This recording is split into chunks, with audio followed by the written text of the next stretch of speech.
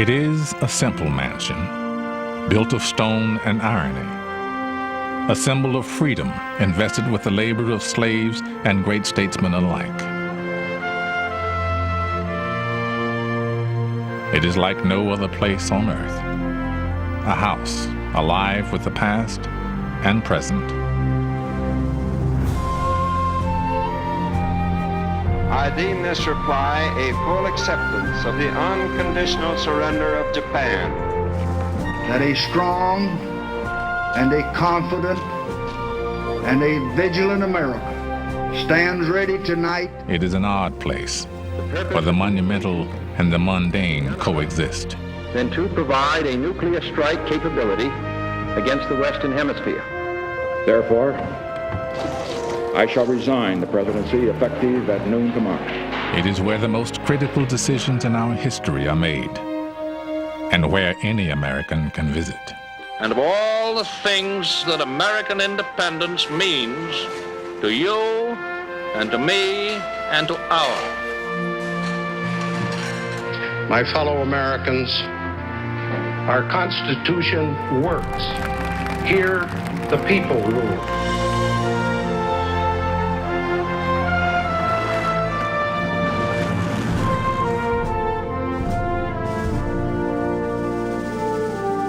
Now you will journey through time and a day, meeting the people and hearing the stories that give this powerful place its soul. For this is more than just an office, or a monument, or a home. It is an American idea, known as the White House.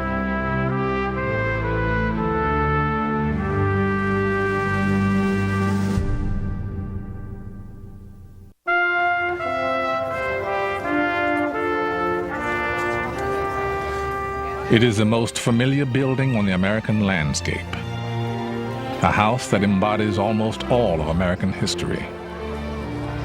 Yet we know little about it. From the outside, it remains a distant symbol, but inside, the idea comes alive.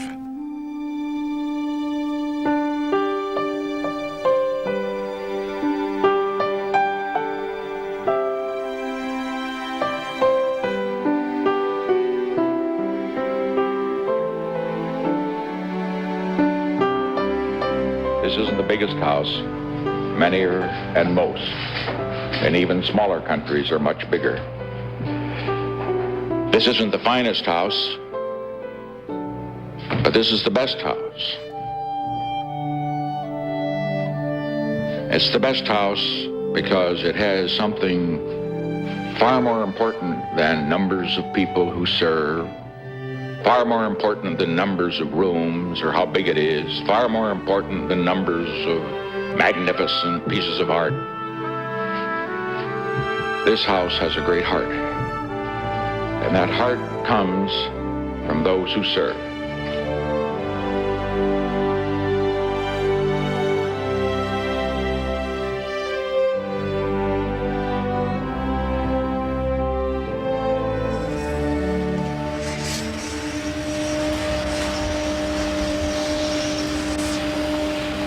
At the White House, there is no such thing as a typical day. For those who serve inside, today will be one of the most intense. These people, stagehands to history, are preparing the house for the visit of Russian President Boris Yeltsin. Hi, Brenda. This is Gary Walters, the White House. How are you today? Fine. Is Jerry in? Each time a foreign leader visits the White House, the president has an opportunity to showcase the power and heritage of the nation in a setting that embodies them in every wall, floorboard, and stone. This is the symbol not only of the presidency, but in the eyes of the world, of the United States of America. Nothing compares to the simplicity and the strength. Nothing in the world like it. Black tie, the dinners, and we'll start off with the private reception. Very shortly, the Yeltsins will arrive. To ensure a flawless visit, There are briefings on 1,000 details of protocol and timing. But in terms of the movements, the arrival back here by the car, going up to the stage. The high point of the visit will be the state dinner tonight. Dramatic, entertaining, and essential, the state dinner is the ultimate expression of White House power. Not a thing. Not a thing.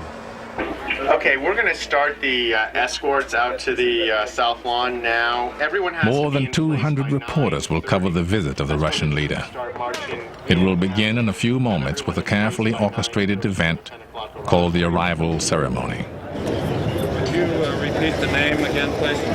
Ladies and gentlemen, this is an audio check from the South Lawn of the White House. Checking 1, 2, 3, 4, 5, 6, 7, 8, 9, 10. 10, 9, 8, 7, 6, 2 on each, 5, the long side, 1 on 4, 3, 2, 1. I am Mrs. Gore. I am Secretary Christopher. You've got to give enough room for them to get past here. Right. I am Mrs. Shelley Koshvili. Are you excited about being here today? Yes. Okay. Forward.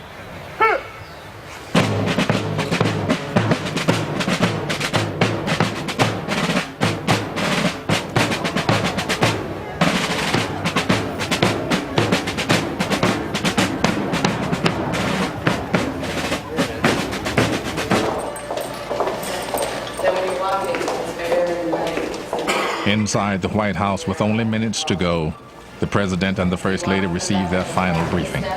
You return to your positions. Yeah, and then I speak when he speaks. The commander will continue. So I say assent, and I stop. Exactly.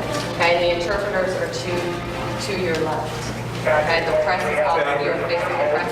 Afterwards, you come back in here and then upstairs. The only thing I don't remember is, what are the cues from down here, both coming and going? He turns his back. That is your final cue. Stand by about 15 He seconds. will turn his back. They will do some more stuff. He will face you. He will cue you at all times. And then we go back and start And then you speaking. come back. Okay? That's when you come. Yeah, when you come, That's when you come down. comes down. And then we Yeah. bring you back to the stairway. Just remember the consecutive, okay? Interpretation. Yep. And your remarks are on the podium. Sunglasses. Okay, we ready? Okay. And they will let us know. Okay, when they pull up.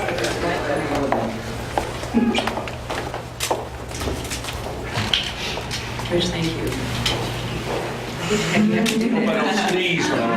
This is legal.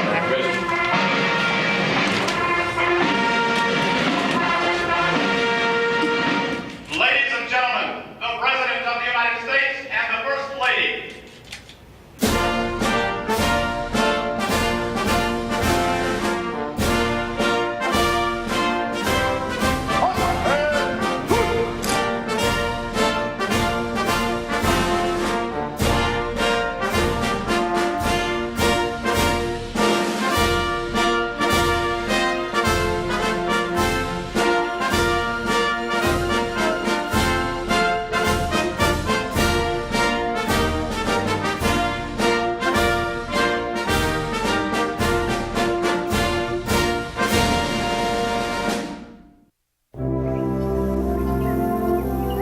The White House is so universally recognized today that it's hard to imagine when it didn't exist. But almost 13 years after the United States had declared independence, the city of Washington was still nothing but untamed woodlands.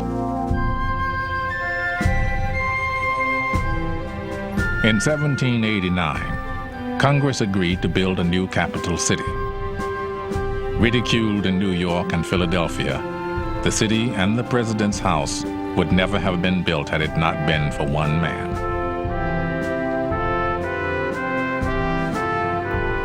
Washington wanted the city built. By law, it had to be occupied by November the 1st, 1800, and many forces were acting against this new city in the wilderness. Washington wanted it. He wanted it in the middle of the country. He wanted it on the Potomac River, and he was determined to have those buildings because in having the buildings, he would have his capital. Since the idea of a president was new, no one knew what a president's house should look like. Thomas Jefferson suggested a competition to find the best plan, and $500 was offered for the best entry.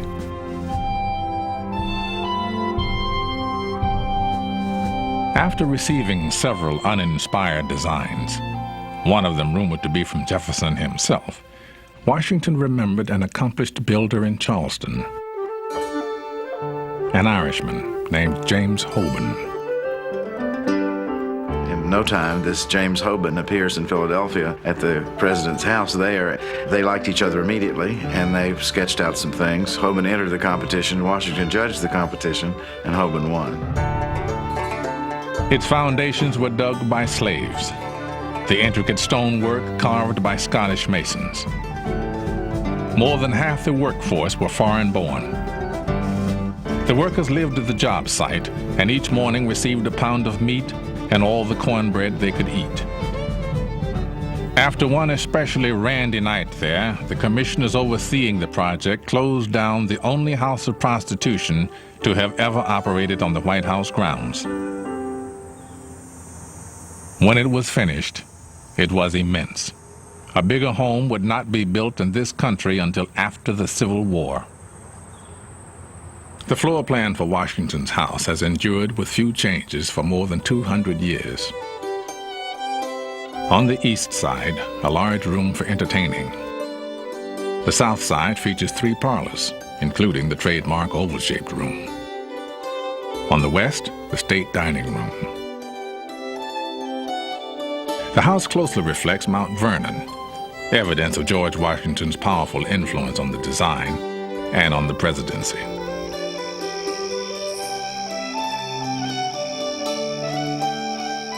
He would walk into a room crowded with people and a hush would fall over the room. Children would be playing in a room and there would be silence when he came in. He had a very majestic appearance and way about him. He was self-effacing. He wasn't pompous or flashy in any way. He had a natural majesty about him that poor John Adams, who followed him, never could fill those shoes. But Washington did, and Washington got his way. One time they tried to change the size of the grounds to be around the new palace, as they called it, and Washington wrote a letter, a rather curt letter, about how it was going to be, and at the end he simply wrote, "I require it."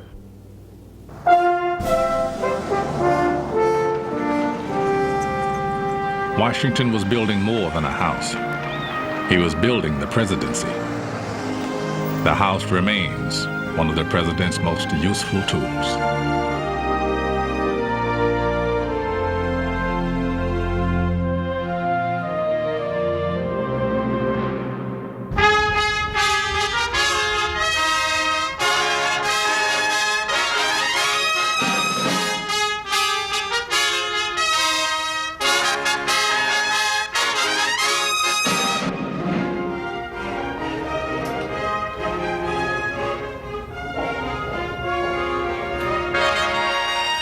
Today, the power of the symbol is inescapable, something every visiting leader learns upon arriving.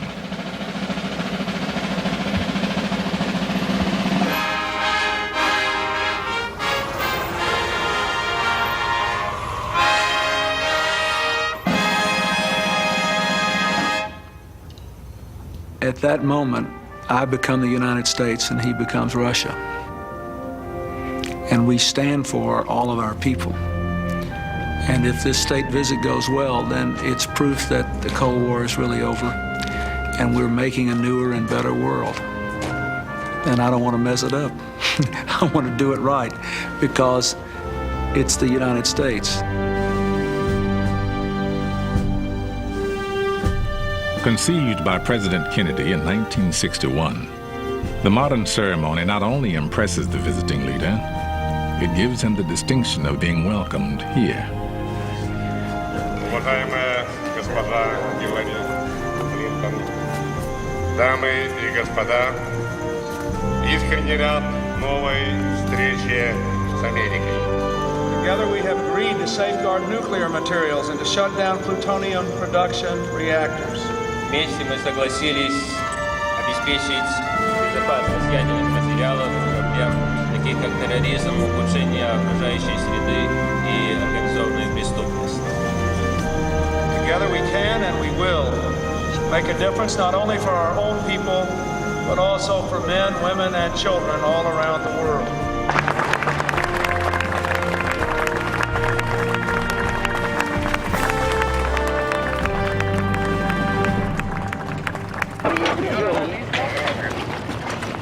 The receiving line's going on right now inside. President and Mrs. Clinton are receiving the official party. We have a full day, full slate in front of us. We have some canopies to put up yet, flower material to put around. There's a lot of activities going on yet. See you later. All right, Jim, what else we got?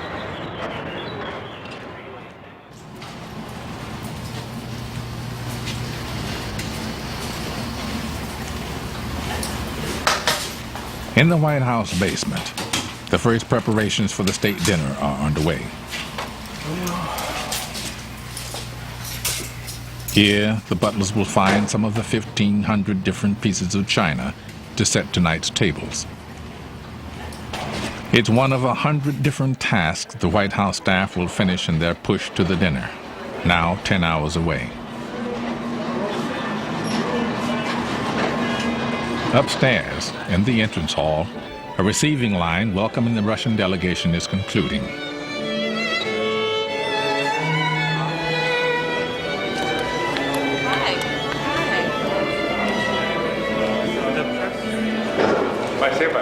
Very good. Thank you. Just a few steps away, the china is wheeled into the old family dining room. The White House is barely large enough to hold a dinner like the one planned for tonight. So, this elegant room has been converted into a giant pantry, so butlers like Buddy Carter can serve tonight's 150 guests. There's so many people that are capable of doing this job, but I'm one of the few selected that get to do it. So that's why I take a lot of pride in what I do, and I love it. There are about 100 full-time employees at the White House, and today they are all civil servants.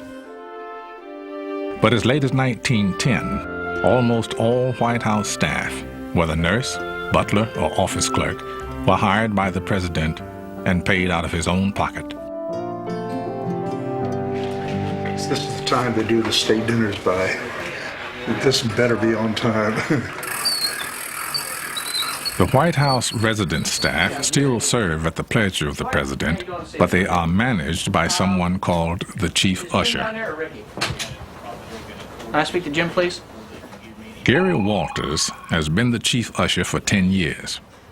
He's a conductor, directing everyone from butlers to plumbers, all the people who serve the family and make the house work.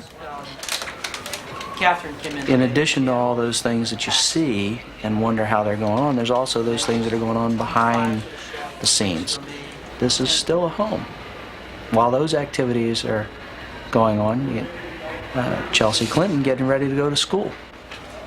2 extra chairs, including Secret Service chairs. Most of the staff end up a career here at the White House and have a feeling of love, awe, responsibility to the presidency in working in the House. I mean, we just don't read it or see it.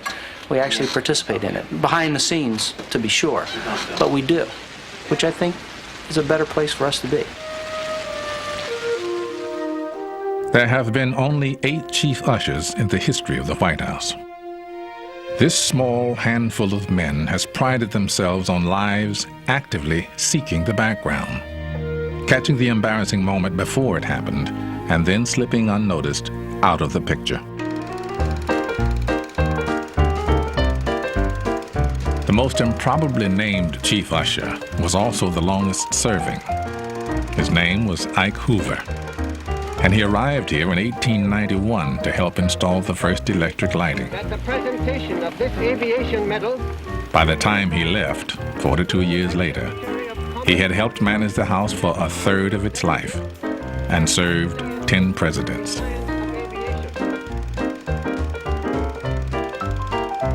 Having someone who is master of the details helps make this formidable house livable.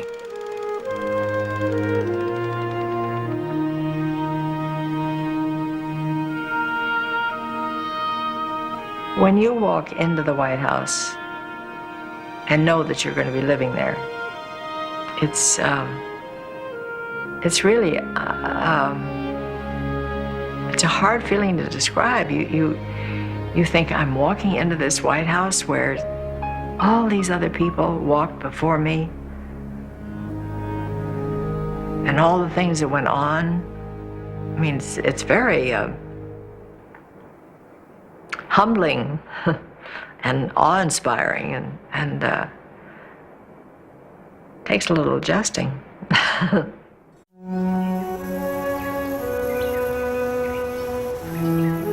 Although he built the house, George Washington died before it was finished. John Adams, intimidated by the expense of running such a home, said he'd prefer a row house instead. But Washington's house held irresistible allure. And on the night of November 1, 1800, Adams became the first president to sleep in the White House.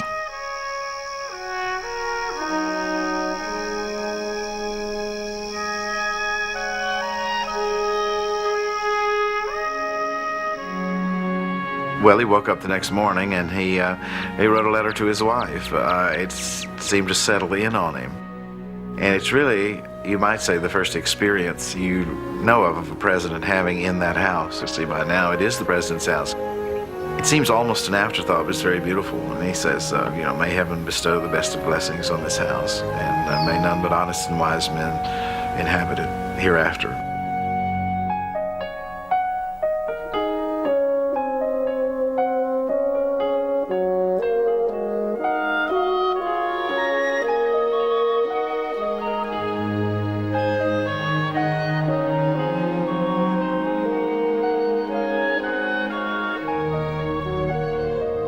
The White House was imbued with intense historical meaning for me. Just to think that that's where Theodore Roosevelt and Abraham Lincoln and Harry Truman and Franklin Roosevelt and John Kennedy had lived and worked was sobering and also exciting. So I would say the first day or so we were kind of like tourists. Over the White House at Washington. Some occupants were thrust into the place without warning. On April 12, 1945, Vice President Truman was urgently summoned to the White House. When he arrived, Eleanor Roosevelt told him the news. "Harry, the president is dead." A stunned Truman asked if there was anything he could do. Mrs. Roosevelt replied, "Is there anything we can do for you, Harry? For you are the one in trouble now." As formulated by the Roosevelt administration. When the Johnsons entered the White House, the nation was still in mourning for President John Kennedy. One of the times that was a throat-gasping time for me was the morning of December the 22nd, when I came down to the first floor, where all of the chandeliers had been draped in black net, and to come back and see that gone, and the Christmas tree brilliantly alight. I think we had it in the Blue Room. That was just, you just gasp with sort of relief, and now we are started, and life will go on. For the first families, from the moment they move in, life goes on in the public eye. For their own sanity, there must be a refuge. And at the White House, it is upstairs. Only above this stair is privacy absolute. Never, while a presidential family is in residence, may cameras pass beyond this gate. Cameras above the first floor are still rare because this is where the families live. The second and third floors are one of the few places on Earth where the families are not accompanied by Secret Service. At the heart of the second floor is the yellow oval room, which leads to the Truman balcony. And we sit out here and have discussions, or sometimes we'll have a candlelight dinner here on the balcony. And as you can see, the tourists are over here by the fence, and for a change, we watch them.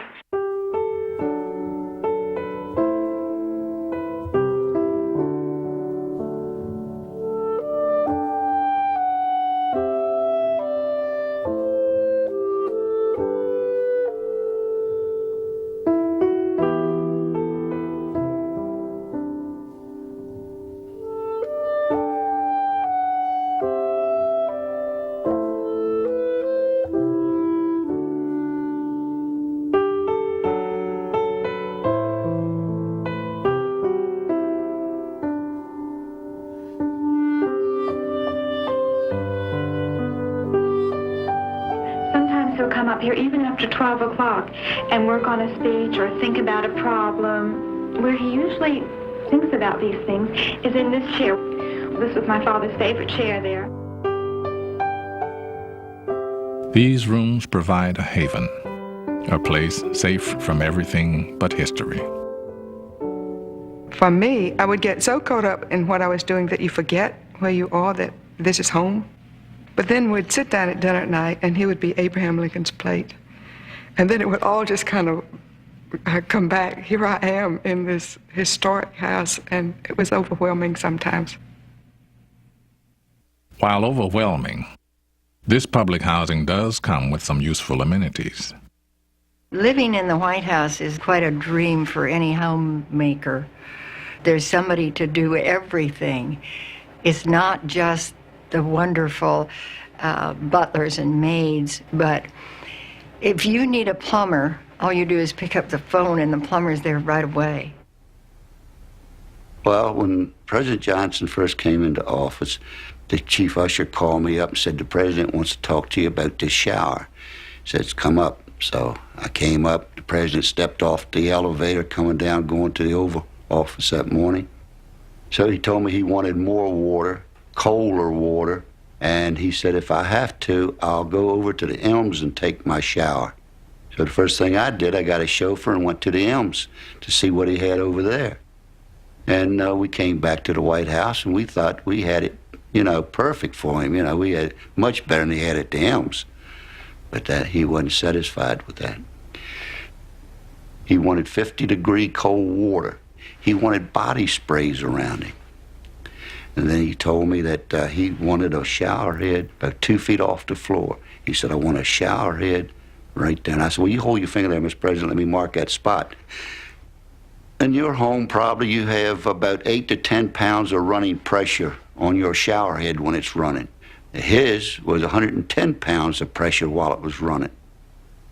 It was like a mini car wash. The chief usher, Mr. Rex Scouten, he said, I have to try that shower out. And it just kind of pinned him right up against the wall. He said, I don't see how the man can stand it. President of the United States of America and Mrs. Johnson.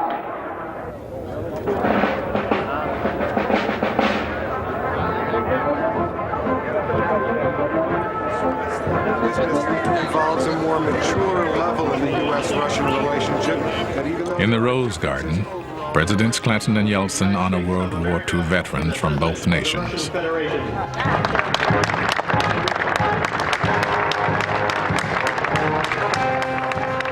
On a day like this, when so much must be done, White House staff more than earned their pay.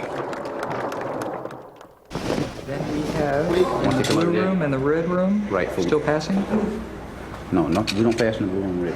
While they're waiting to go into Put this one over there. Yes, sir. And do another one of the Reagan China. The employees are like a family because everybody see, it's like you got different departments and everything like that, but it's not operated that way. If you see something that needs to be done, regardless of which department it is, you do it. That's why we say it's like a family. Color right in these movies. Having 2 dogs, look like I need to shave. I think the people who serve here a long time obviously do it because they love their country as well as loving their jobs. And they're able to be loyal to presidents, some of whom they voted for and some of whom they must not have. Otherwise, just by definition, if you look at the changes that go through over time. And I think that somehow they have the idea and we have the idea that when you live here, there is a sense in which you can put your politics behind and put your country first. And they kind of symbolize that. There's a marvelous group inside the White House staff, and I'm talking about the White House family.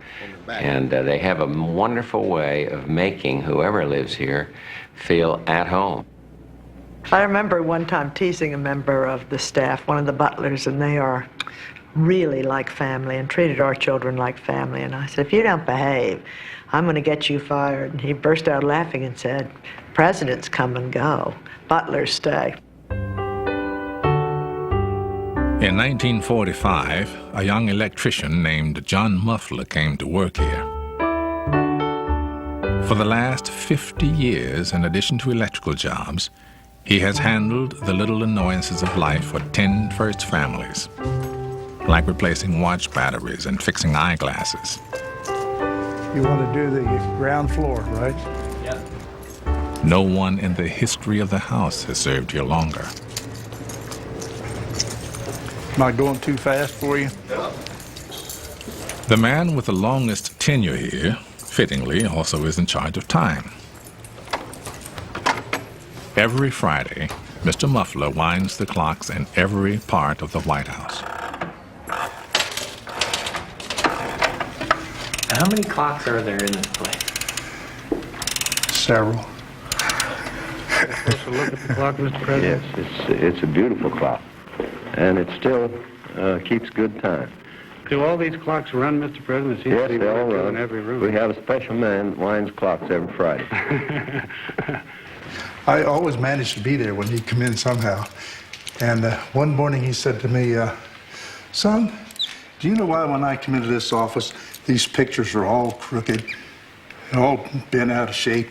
I said, no, sir, Mr. President, unless the cleaners, when they're dusting, they move the pictures around. He said, no, that's not the reason. He said, would you like to know? I said, yes, sir, Mr. President, I would. And he said, the rotation of the earth causes that. I said, yes, sir, Mr. President. But he went over every morning, straightened Oh, I love Mr. Muffler. I can't do anything like program VCRs or set digital clocks, and so I'm always needing his help to come to my rescue. But he's a perfect example of the kind of dedicated service that people have given to the White House and to presidents and their families over 200 plus years. Only a handful of White House staff develop a relationship with the first families. During the Hoover years, if the president or first lady happened down the hallway, staff were expected to disappear. Some remember jumping into closets, only to find them already occupied. That policy eventually changed, but today, the job is just as demanding. I mean, there were many days when I come home at night, of course, it'd be late, and my wife would be asleep when I leave in the morning. She'd be asleep when I come home at night, and I'd get up and go back to work the next morning, and she'd still be asleep. The White House is, when you really think of it in terms of, you know, how important it is and how the people depend on you to do a job. And those are the things that you have to do to get the job done. It's no excuse that the job don't be done. United Nations War Council. President Roosevelt and Prime Minister Churchill at the White House. Because of what happens here, even in the wee hours of the night, someone is always on call. Alonzo Fields, White House butler for 21 years, developed a unique relationship with Prime Minister Winston Churchill. Around about 1:30, I decided that the Prime Minister is satisfied, I know. And I was thinking about really going to bed. And the bell buzzed. And I went in. The Prime Minister was walking up and down with this scotch in his hand, talking, quoting, and saying different things. And he says, we're trying to find out from the Russians what we can do for them. But what can we do? It's like an iron shade. And then he stopped and stomped his foot. Oh, make that an iron curtain. And then he saw me. And my eyes saw the bottle was empty. My poker face didn't fool him. He says, yes, my man, I need some more to drink. He says, I have a war to fight, and I need fortitude. So I proceeded and got a bottle of scotch and opened and poured the Prime Minister a drink.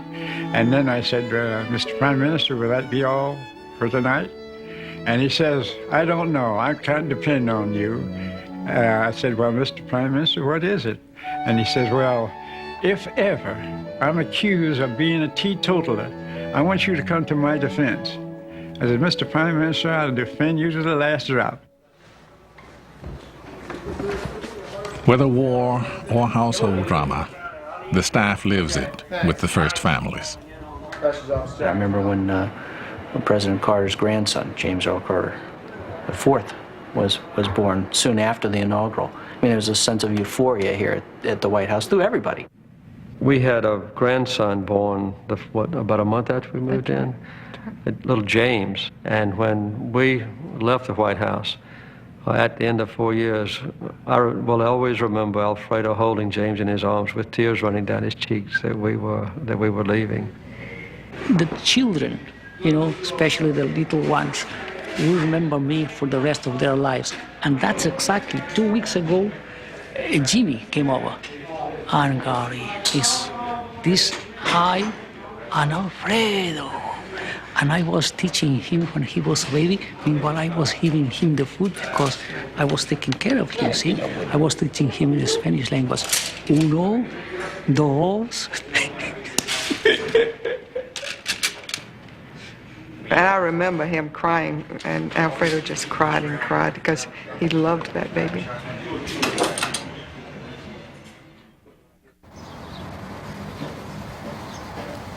Okay, Dave, start her up.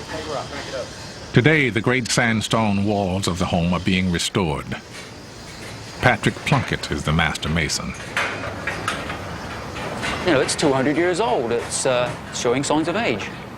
Some very badly decayed stones that have been messed around with over the years with all sorts of different types of cement patches. It needs some tender loving care, if you like, you know?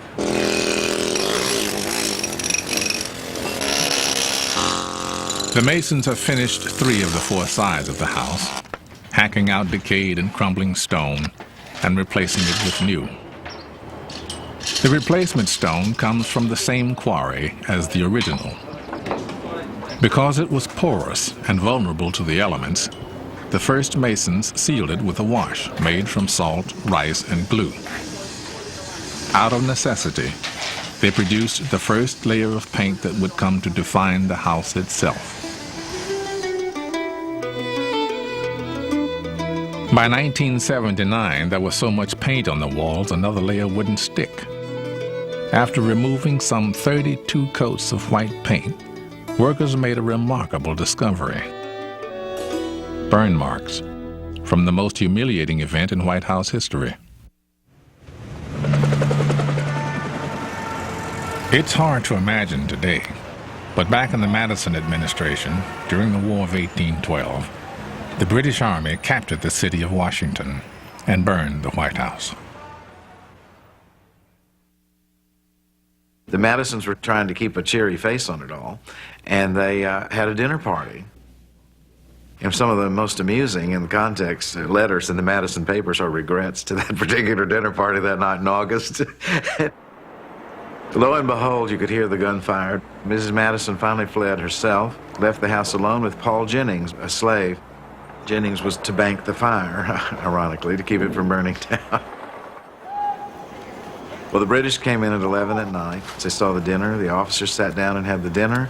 Furniture was piled up in the rooms with lamp oil on it. The windows broken out.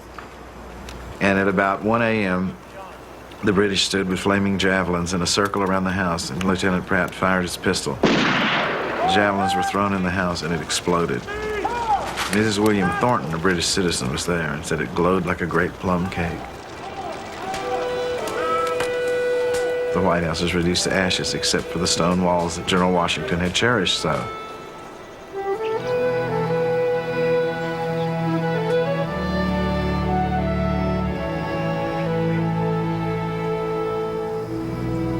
Upstairs on the Truman balcony, we have one block that's unpainted. And whenever we have people up there, I take them outside and I look at it and I say, you remember this house burned in 1814? I look at it all the time. Every time we have any kind of international incident, when Captain O'Grady was rescued out of Bosnia, I went out on the Truman balcony and I looked at the burn marks. But I'm very aware every day I go to work about how this house carries the whole story of America and how we're still creating that story and what our obligations are.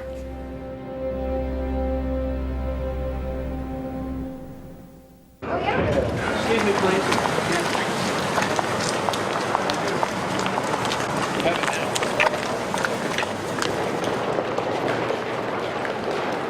Throughout the day during a state visit, meetings between the official delegations are held, and the press moves from room to room for photo opportunities. Before you begin, do you care to respond to the health care situation? Are you disappointed? Those living here are surrounded by constant reminders that they are not living a private life.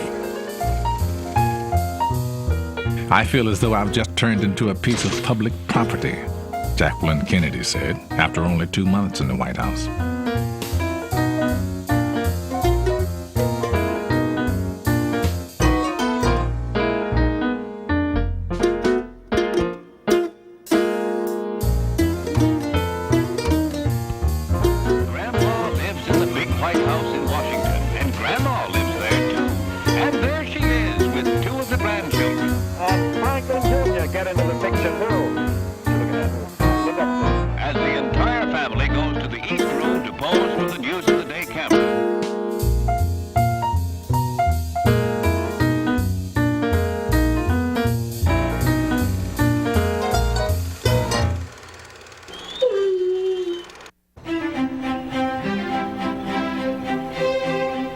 The incessant activity swirling around the White House belies the fact that it sits in the middle of a quiet 18-acre garden.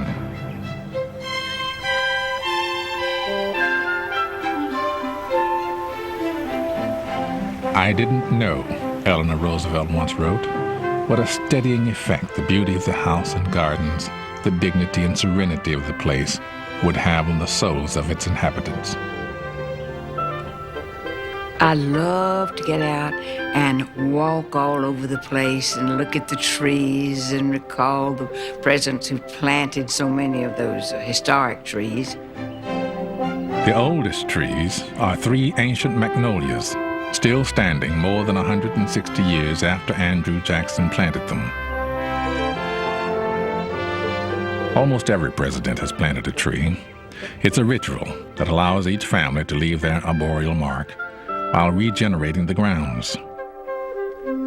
We too, just like every person, had an opportunity to plant a tree of our choice, and I wanted so much to plant the live oak, which speaks of the hill country. Well, that's home. But it's not their habitat. Just forget it. Plant what will grow well there. So we planted another variety of oak, a water oak. It grows very well in Virginia and the surrounding country. And I do look at it whenever I'm back there. The South Lawn has always been the quintessential American backyard, something between a playground and a formal garden.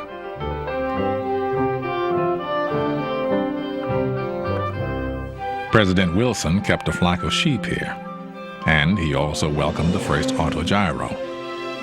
Each morning during the Hoover administration, the cabinet played an exercise game with an 8-pound medicine ball.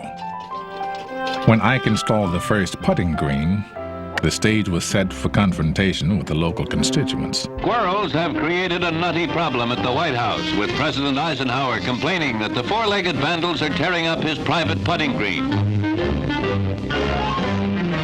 The president, a very earnest golfer, brought on a minor political storm with his decision to banish the squirrels, even though nobody has found out whether the animals are Republicans or Democrats. Well, the South Lawn is well inhabited by squirrels. And up at Camp David, I noticed that the oak trees shed acorns to a great extent, and the squirrels didn't do much about them. So when the day came to go back down to the White House, I'd fill my pockets with acorns. And there, up and down and in the rose garden, there would be these squirrels, and I'd throw the acorns out to them, and you'd see them, wham, they'd just go and grab for those acorns. One occasion at Camp David, I didn't get any acorns. And when I came back, well, I went into the Oval Office, and we were having a meeting there.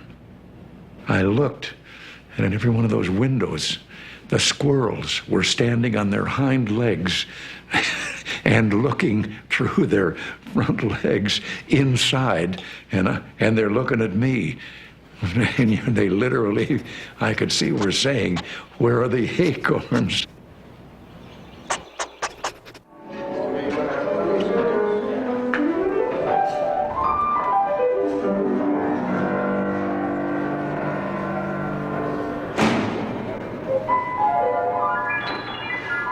At about 3 p.m., the pianist for tonight's entertainment practices in the East Room. One floor below, in the White House kitchen, Chef Walter Scheib is gearing up for dinner, now only 5 hours away. Serving anybody in the map room like we did last time around? No, I don't think in the dining room. In addition to the normal pressure to please, turn-of-the-century chefs had to routinely serve 7-course family meals and 20-course state dinners. The pleasures of these meals were not lost on President Taft, who tipped the scales at more than 300 pounds. Though a success in the kitchen, the chef's handiwork was causing problems elsewhere. White House bathtubs proved too narrow for Taft. To his consternation, the president was frequently left stuck in the tub. White House ushers were sent scurrying to find a proper vessel. When it finally arrived, it was 41 inches wide, could hold nearly 65 gallons of water, and all the men who installed it. Tonight's guests will be served low-fat yet elegant fare.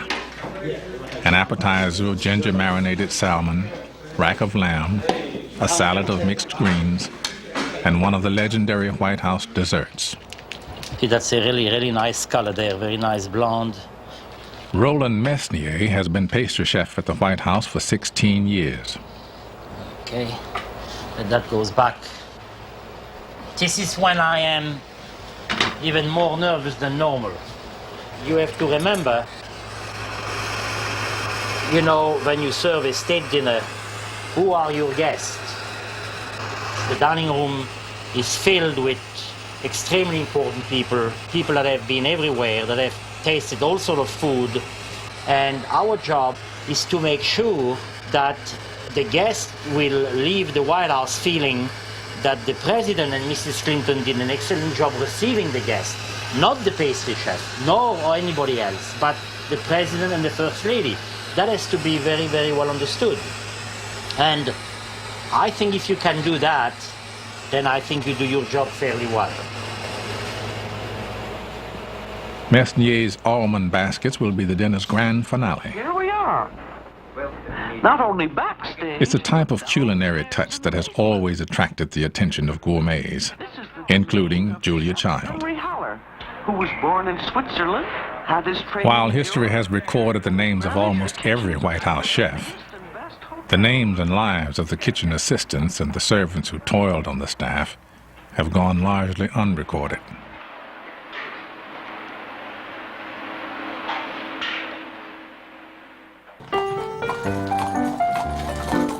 In 1909, Mrs. Taft considered firing all of the white ushers because they couldn't be treated like servants in the same way as blacks.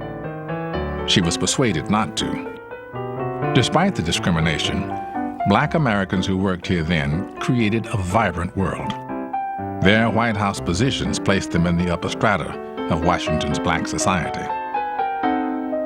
James Coates, Adolph Byrd, and Arnold Dixon. I remember the first 3 butlers I met during the Taft administration. Lillian Rogers Parks, a White House seamstress for 30 years, was introduced to that society by her mother, Maggie Rogers, a maid to Mrs. Taft. They had their homes and they entertained. And then we had clubs that was very classy. And that gave them the idea to get together and have a little club at the White House called the Chandeliers. Named for the cut glass fixtures in the East Room, the Chandelier Club, like many social clubs in the early 1900s, held a ball each year. Though it was not staged there, the White House imprimatur made the Chandelier Ball exclusive. The Marine Band played, and White House dignitaries always attended. But outside the ball, black workers were still treated as second-class citizens. In 1902, President Teddy Roosevelt invited the noted educator Booker T. Washington to the White House for dinner. Press reaction in the South and the North was severe.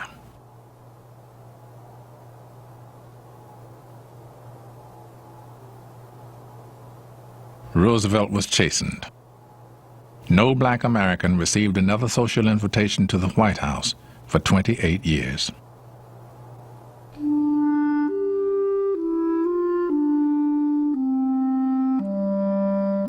When Chief Butler Alonzo Fields arrived at the White House in the 1930s, he kept a daily diary, monitoring numbers of guests, how much food was served, and the performance of the staff. But on some occasions, like a visit by Vice President Jack Garner, he also recorded what he heard. Now, he was a friendly man, Mr. Garner, Vice President. Hello there, boys. How are you boys today? And, oh, he smiled, and I'm sure that he would do almost anything for you as long as you accept that you're boys and that type of attitude. The President says, how you doing, Jack? Well, he says, I'm doing better now. He says, I'm down in Texas there, and my belly's so damn big I can't get down to trim my corns. And I got an old nigger doctor up here that comes in and works on my feet. Now, boss, if you have any problem with your feet, I'll send him over to you. Well, in this, you have a twofold situation. He's recommending the man as being good. You say, you ought to be satisfied with that. But in the way his recommendation doesn't give you any credit really at all. If you're going to fight to prove that you're better than anything he thought you were. Be as humble as possible, ignore it, and then build a pride in yourself that these people, they think they're better than I am. And you can say within yourself, I know what I am. I'm serving the country.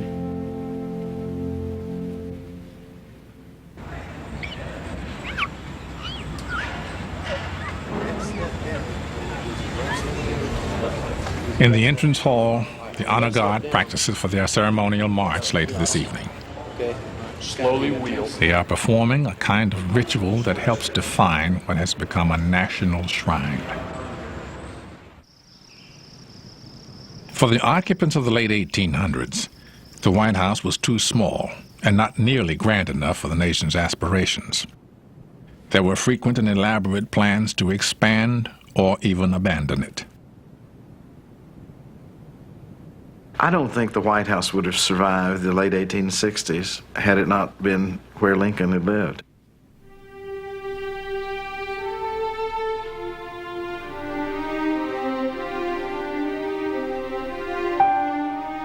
You think of Lincoln in his nightshirt going down the hall at night with the wind blowing, in his dreams that his secretaries told about, his wife's problems, the child's death. It all happened in the White House. And it's from the White House he left in his carriage to go to Ford's Theater, and it was the White House he was brought back dead. It's not too excessive to say that Lincoln sanctified the White House. Shortly after Lincoln's death, the first White House photographs became publicly available. By the 1870s, images of Lincoln's house were everywhere. But for many, simply having a picture wasn't enough. Local police records are littered with reports of otherwise respectable young ladies being arrested for clipping tassels from White House draperies and chairs. Law-abiding relic hunters could actually purchase White House furnishings. Throughout the 19th century, china, chairs, and carpets were routinely auctioned to raise money to redecorate the house.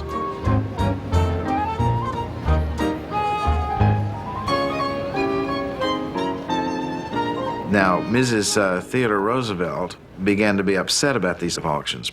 Mrs. Roosevelt was an ardent antiquer.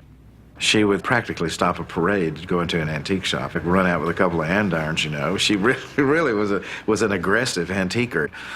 And she would go in shops and she'd see a piece of White House china for sale. She thought this was undignified. So the practice started then of when White House china was beyond use, it's put in tow sacks and smashed. If you inherit a cup and saucer from great-grandmother and think you've got something, you better hide it because she probably swiped it.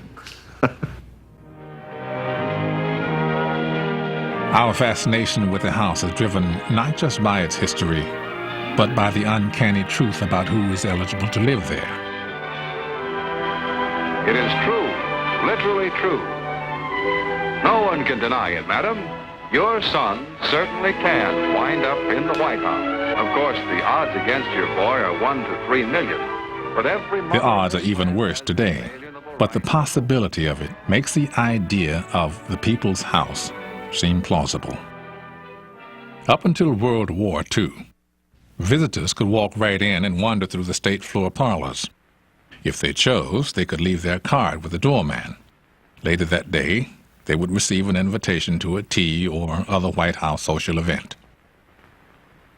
And that got so democratized, people would pay a cab driver and he would take 20 cards and he'd go back and drive under the portico, and the butler would come out and stick the tray in the car window, and they'd pile the cards on there and take them in, and then the invitations would go out. I was talking to a man the other day who had a convertible around the World War II period, and it started to rain, and he couldn't get the top up, so he just drove in the White House under the North Portico and got out and put his top up and drove on. Don't do that today. It's the way it used to be done. When Roosevelt was president, I think until the Second World War, every weekend, a Sunday afternoon, during the warm weather, people could picnic on the backyard here. You know, it's just different now. When people abuse their freedom, then we have to live with more restrictions. And so it's regrettable, but we still try to keep this house accessible. Because after all, we're just temporary residents here, and it belongs to the people of the United States. That's what a democracy is all about.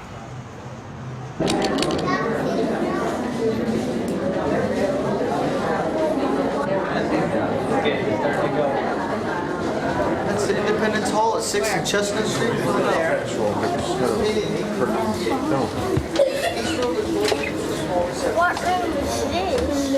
this? Blue room. I used to take some foreign visitors, heads of state, to the tourist line. And I did it more for the benefit of the head of state than from the tourists. And some of them found it amazing that the house would be that open. We'd say, "Where are you from? Where are you from?" And they'd not only be from any of the 50 states, but from many other countries. And it made a profound impact on the foreign leaders that I would take there. And I think they got a better sense of the strength of our democracy when they saw that. I know it's true.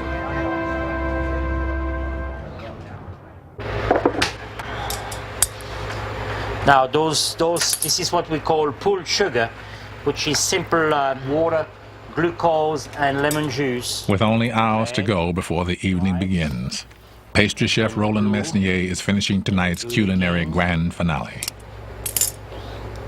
Until you feel that you are, that the Rubens is wide enough, because as you pull it thin, it will get narrow on you. So that's just like a baby. Very, very careful. You have to kind of tickle it and massage it and be nice to it. See, look at these. Huh? Precision and timing is the key to a beautiful Rubens. It makes you very nervous because of the kind of material we're using. See, I mean, you can see it shudders just like these. I mean, you know, one touch and that's it. One wrong move in the corner of a door. So I think in every state dinner I age about 2 or 3 years.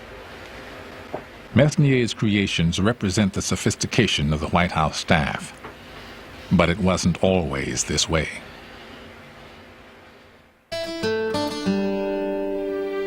At the end of the 19th century, the president's house reflected the manners of a frontier nation, not the style of an emerging imperial power.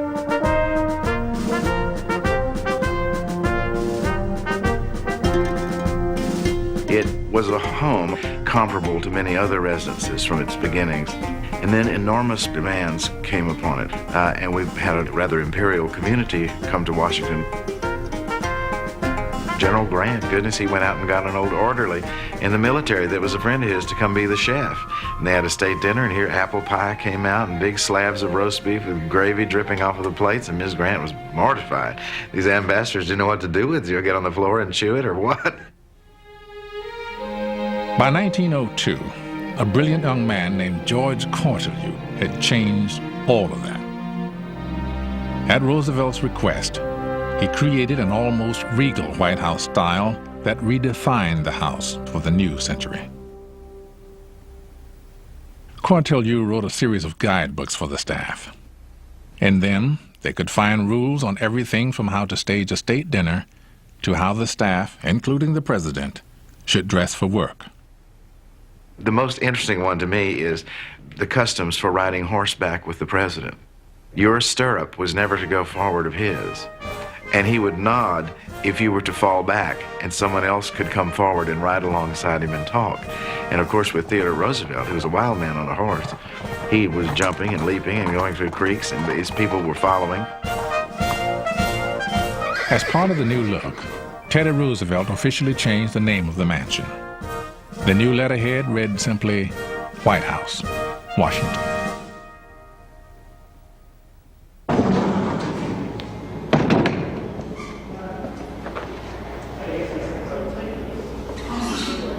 Inside the state dining room, with only a couple of hours to go, Chief Usher Gary Walters is struggling with the most pressing problem at the White House, a lack of space. And that one goes up in that gap a little bit, then that one can move over this way, right?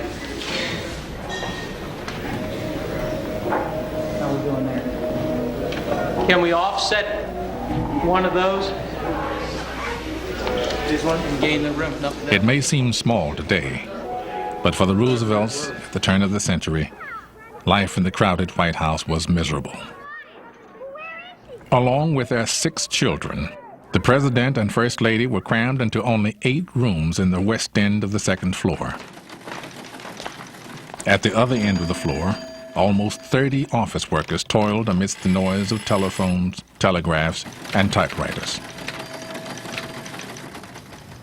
Roosevelt solved the space problem and changed the house forever by building a new wing for his staff. It is in the West Wing, not in the house itself, that the most famous room in America stands, the Oval Office.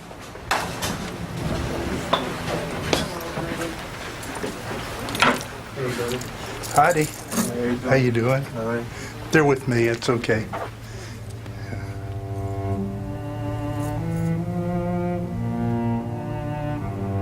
Frankly and definitely, there is danger ahead. Danger against which we must prepare. We are now prepared to destroy more rapidly and completely every productive enterprise the Japanese have in any city. We shall destroy their docks, their factories, and their communications. It shall be the policy of this nation to regard any nuclear missile launched from Cuba against any nation in the Western Hemisphere as an attack by the Soviet Union on the United States.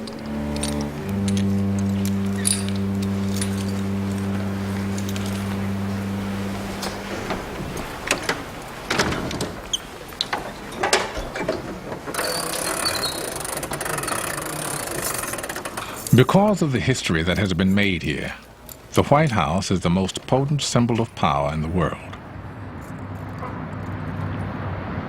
The power of the House is exploited not only by those who work inside, it is used by those outside the fence as well.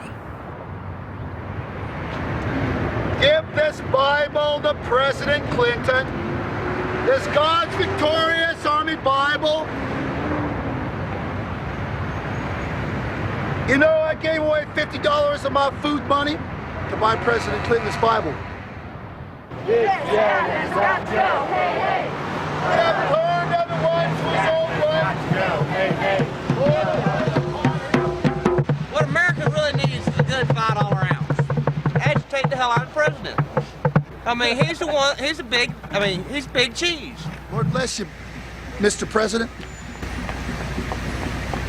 Father, give you praise in Jesus' name. I give you praise, sweet Jesus. Today, the White House is an obvious and irresistible target for protesters. But early in the century, the idea of protesting at someone's home would have been considered a terrible breach of manners. On January 10th, 1917, the nation was shocked when women suffragists began to demonstrate. It was the first time a picket had ever been conducted at the White House. The New York Times described it as petty and monstrous. Others called the picketing a piece of impudence, deluded and dangerous.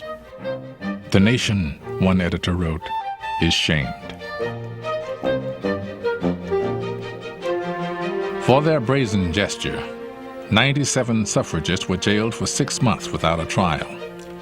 Their arrest was eventually declared illegal, and the right to protest in front of the White House confirmed.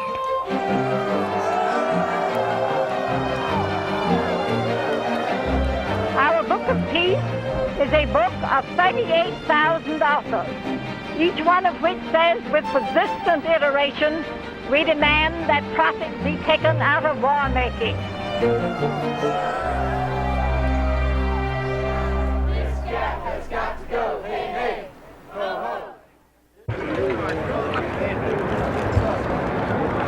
Lou, President Clinton has confirmed that the Bosnian Muslim-led government has now asked that the... Perhaps the greatest incentive to protest at the White House is the presence of so many reporters inside the fence. By 1950, a permanent corps of reporters was in residence, operating from the same area Teddy Roosevelt had set aside for them 48 years before. When I first began covering, the press was still kind of in a makeshift operation. They were allowed into the West Wing, which was the reception area, still is. And in the middle was this big Philippine mahogany table, and people waiting to see the president would sit down there, and the press would sit down there to see who was coming in and out. We would gather around Jim Haggerty, the press secretary to Eisenhower. He would sometimes say, "Sorry, boys, no story today." And we would accept it, go off, have lunch, take a nap, and forget it. So the intimacy in that time was just amazing. And people like myself knew the presidents intimately. Leon, why is it after 20 months in office, the president had to decide who he wanted as his press secretary? But those days are gone. Why did he have to redecide? The odd marriage between the president and the press has grown increasingly adversarial. Neither the press nor the public has the easy access they once enjoyed. Excuse me, pardon me, excuse me. Where are you going? Come here. Where are you going? Come here. We cannot go inside yet. We cannot go inside yet. Where do you think you're going? Okay? The last time a reporter could wander around the West Wing of the White House is 30 years past. Okay. No, not okay. Okay. The last time anyone could walk in off the street and shake hands with the president is more than 70 years past. Access to the White House has always reflected the society around it. Today is no exception. It's a panic at the White House. A crazed gunman fires away. Now he drops his empty clip and tries to... The Secret Service did a great job. They said they had him in the fight. I think he was just shooting at the symbol. In the spring of 1995, Pennsylvania Avenue, the street in front of the White House, was closed forever. Security increased, and the White House became a little more fortress and a little less house.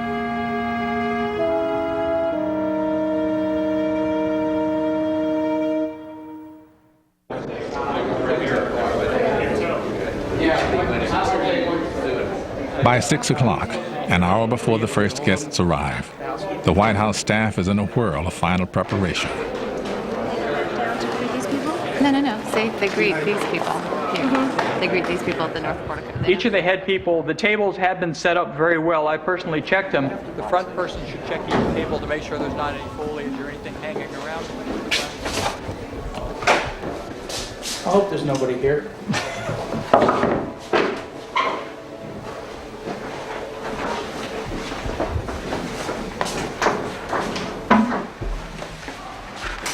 It's those mundane chores that have to be done.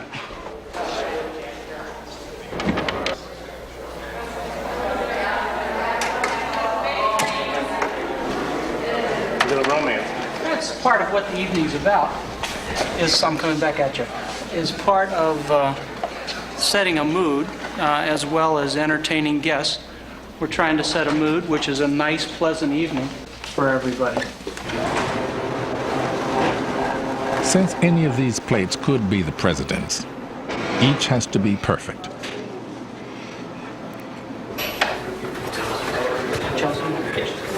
Okay, good enough. You gotta know what you're doing. Not just anyone can serve the president and his guests. Besides careful training, each of these waiters has undergone an FBI background check. Oh, no problem. How's your bowling game? The state dining room, like the rest of the house, is ready. But Gary Walters isn't taking any chances. If the chief usher had made a similar inspection of the house 45 years ago, he would have found a few things out of place. In 1948, the White House was completely gutted. The floors that Jackson, Lincoln, and two Roosevelts had walked across were gone. By 1947, with the house crumbling around them, the Trumans moved out.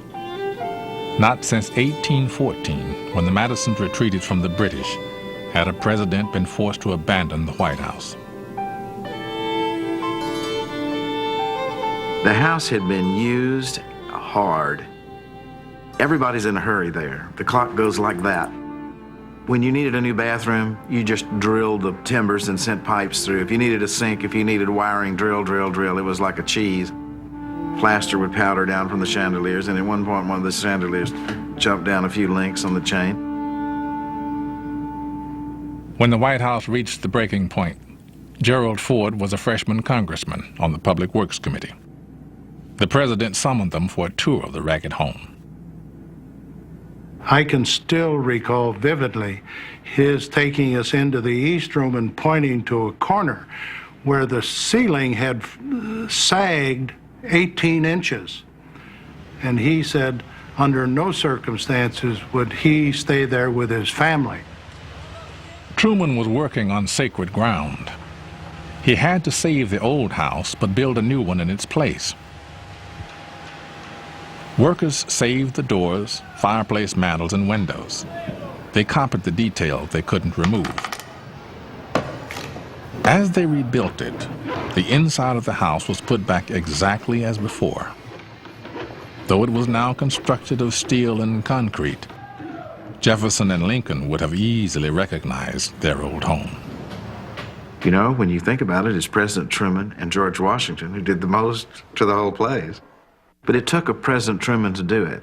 An antiquarian would have had nightmares. Oh, my goodness, the original beams. Truman said the original beams, well, cut them into boards and panel the basement rooms with them. And the idea is preserved.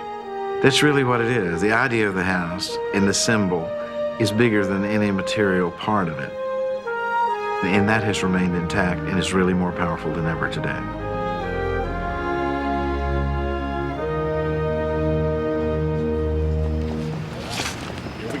When the Yeltsins arrive, it will be here at the formal North Portico. But the rest of the guests enter the house through the ground floor.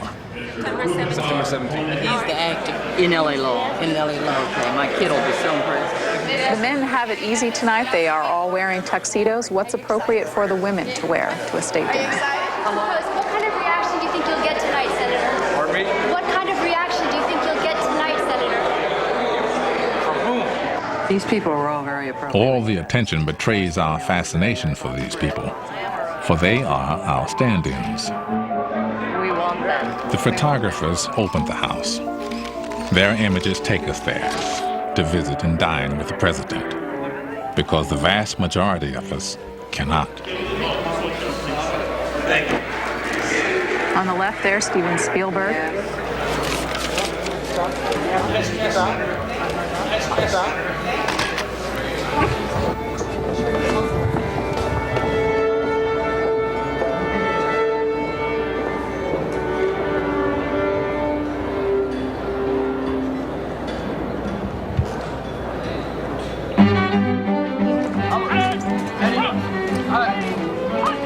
They definitely are up there. Please, and have her call the usher's office right away. Thanks. We need to keep an open line. We need to keep an open line with the push upstairs. Okay, it's on the master button. All the guys on the drinks can come up. John's up waiting on President and Mrs. Getting ready to come down. Move into the dining room, please. Please, one sec. No. Okay. Or when it's really intense, like the tempo starts going up and up. Do you ever forget that you're actually in this historical place? Oh, yeah, I guess. We have to have an open In a line way. upstairs. I just tried. There comes somebody out to say, they're coming, they're coming. Where are they? Where are they? By the time the president and first lady reach the first floor, everything is ready. All the preparations have led to this moment. Now all they need are guests.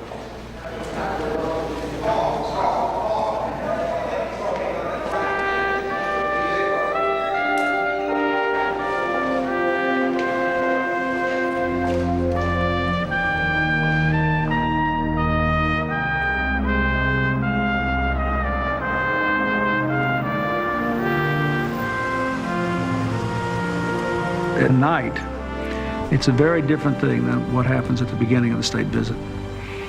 We will have worked all day long, and the visit will either have been a success or a moderate success or maybe not so successful, but what you want to do at night is to at least seal the best possible relationship you can between the leaders and the countries. So at night, you really just want them to enjoy themselves. You want them to have a good time at the dinner, to say what they want to say at the toast, and just be glad that they could be there.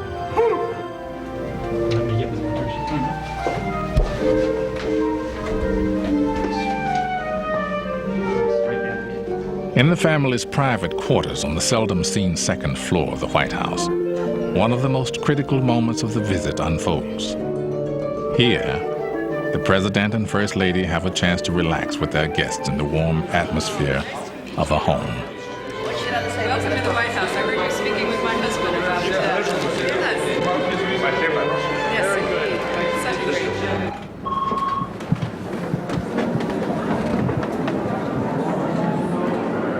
The press waits at the foot of the grand stair, where in a moment, one of the most formal ceremonies of the state visit will occur. The presidential entrance march. I didn't get the only question. I think you got your question.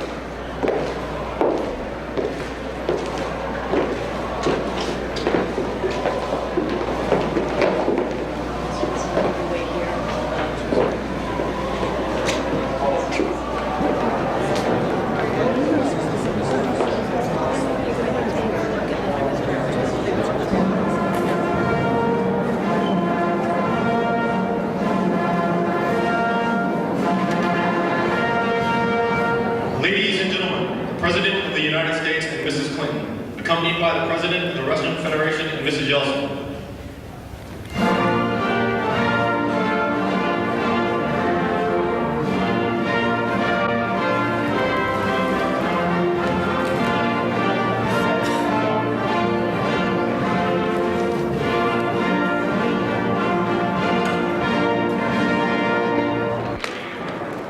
The receiving line is charged with excitement because, famous as the guests may be, they are about to meet the two most powerful men in the world.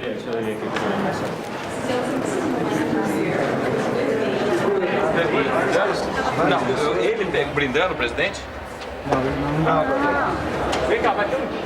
And we have admired your patience. The rising anticipation of the evening is peaking by the time the official toasts are made. President Yeltsin should be finishing any minute now. He's going a couple minutes over his 5 minutes. He's up to about 8 minutes now speaking. Got the signal. And finally, dinner begins.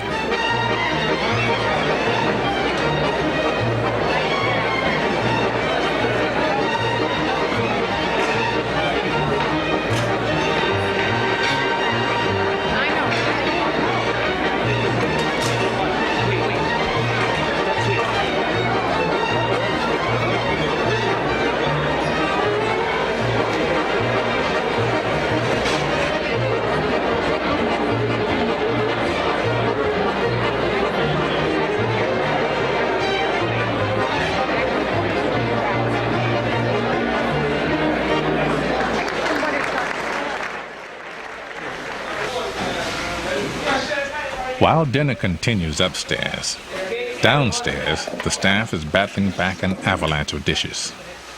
Working hard, fellas. Cocktails at 7. After the cocktails, that's when it starts flowing in. Start coming down, and after that, it's non-stop. Do you kind of forget where you are, or do you ever forget where you are? No. You know you in the kitchen watching the dry dishes.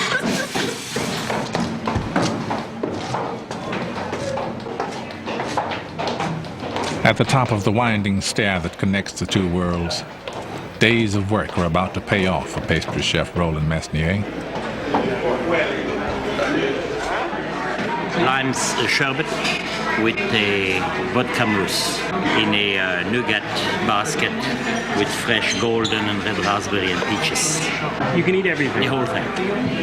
The whole thing? If you're hungry enough, you eat the whole thing, yes.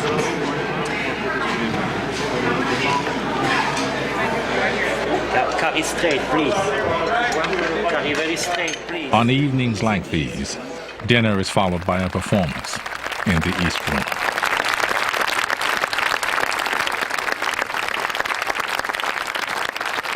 During the Civil Rights Movement, singer Sarah Vaughan performed here. At the end of the evening, a staff member found her sobbing in her dressing room. When asked what was wrong, she said, "Nothing is the matter.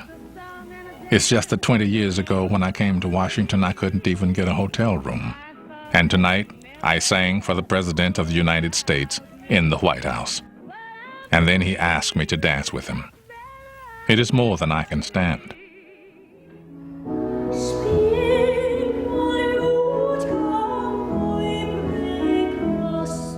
Tonight, diva Kathleen Battle lends her voice to the house.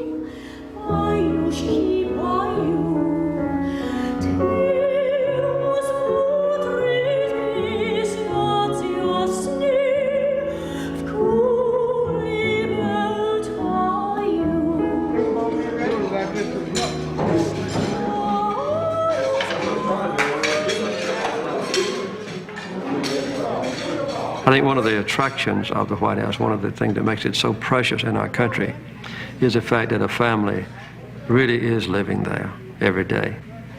That it's a center not only of political power and prestige on a global basis, but has that human touch of individuals enjoying life within those, I guess you might say, hallowed halls.